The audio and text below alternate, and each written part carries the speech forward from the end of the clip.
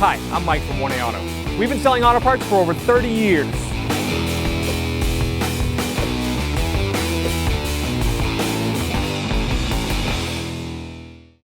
What's up guys, I'm Andy from 1A Auto. Today I'm going to show you how to top off your washer fluid in this 2014 Honda Odyssey. If you need parts for your vehicle, click the link in the description and head over to 1aauto.com. Now with the hood up, we can check the washer fluid right here.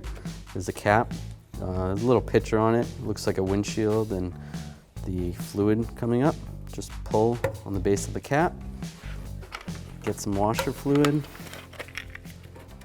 You can top it off. There's many different kinds of washer fluid you can use. Sometimes they have a winter blend.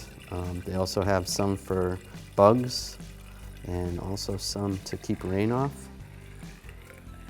Top that off, and then when you're done, push it down, and you're good to go. Thanks for watching. Visit us at 1aauto.com for quality auto parts, fast and free shipping, and the best customer service in the industry.